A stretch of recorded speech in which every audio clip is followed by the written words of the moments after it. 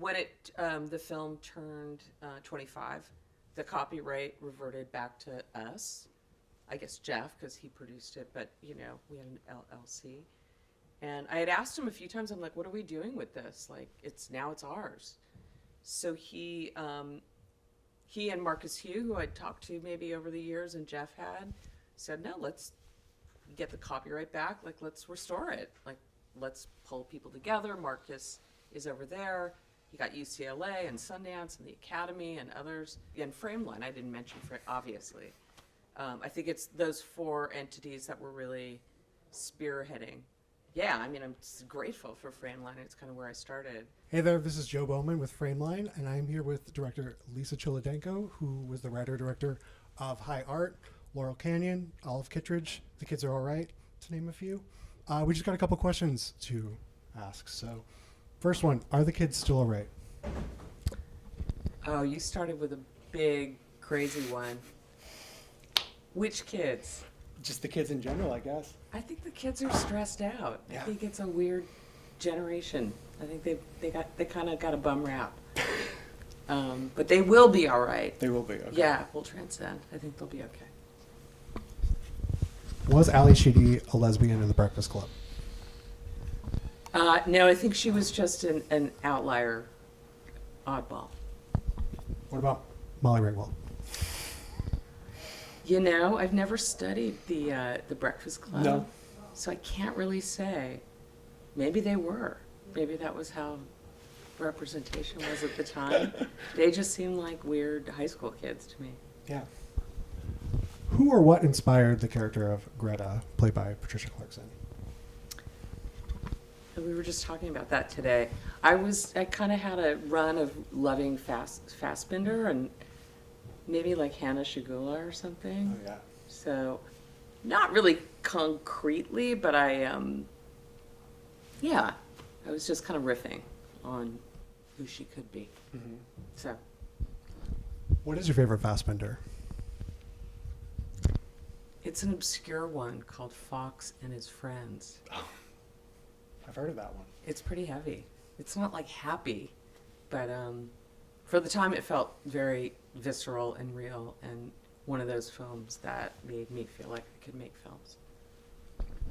Yeah, I don't think any of his films are anything but kind of depressing Yeah. that I can recall. I But think he was depressed. I think he was too. Yeah. So what films did inspire High Art? Well, my original inspiration to start making films was, I guess I was in my mid-20s and I saw Jane Campion's Sweetie. Oh, yeah. And I was alone in a theater. I think I was living in Israel at the time. I was in Jerusalem and I went to this theater and I watched this thing and I thought, oh my God, I really feel the woman behind the camera, and that's kind of rough and tumble what she's saying. Mm-hmm. I love that she's saying these sort of hardcore things that felt kind of taboo to say. So I sort of took her spirit with me when I got to film school, and I, wrote High Art, and it was just the photography at the time was sort of heroin chic and Nan Golden and David Armstrong and people like that.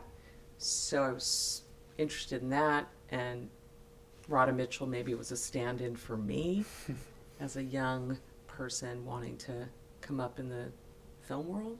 Was it harder to make a film in the 90s or today?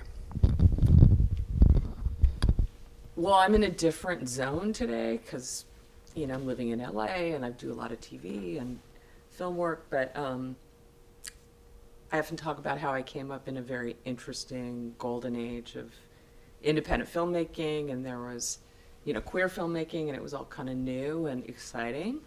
So I feel blessed that I slid in that short window. I don't know how long it was, but I went to film school with the intention of making a feature, hopefully, and I just made it my business to write something that I'd be able to direct, and it worked out. It certainly did.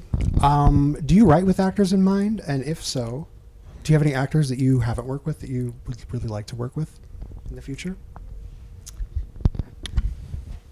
That's a really good question. I don't write with them in mind. I write what I'm going to write for my own imagination and pleasure, and then I really hope that I'll find somebody that matches what was in my mind. This was a very hard movie to cast. I don't know if I'd concretize who I was like writing for or who I was seeing, but it wasn't Ali Sheedy, and this was all Carrie Barden, who's here tonight, bringing these people to me, and they all worked, but it certainly was down to the wire before we made the film. Yeah. I mean, like emergency casting sessions the weekend before we started rolling. So, yeah, it's a great question. I think the only film that I had like a professional relationship with Julianne Moore, so she sort of stuck with me while, there was a few years where we were writing The Kids Are All Right. Mm-hmm. So obviously I had her in mind. But no, unless an actor's attached to it, I haven't come to somebody and said, I wrote this for you.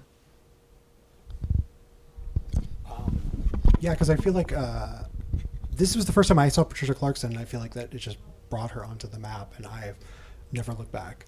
So I feel like, the casting sounds like it was fairly difficult, but it was pretty remarkable watershed moments for a lot of these actors, and sort of the careers that came after that.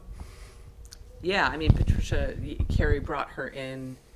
I just couldn't nail it. I couldn't figure out who was Greta, and he brought her in that emergency session, the emergency casting session. And I think she read with Allie, and I remember not only was she a great actor and compelling, but she was funny and ironic, and I was like, oh my God, that's what this needs. This needs somebody like ironic, and to give it a little levity, because it's kind of, it's romantic, but it's heavy.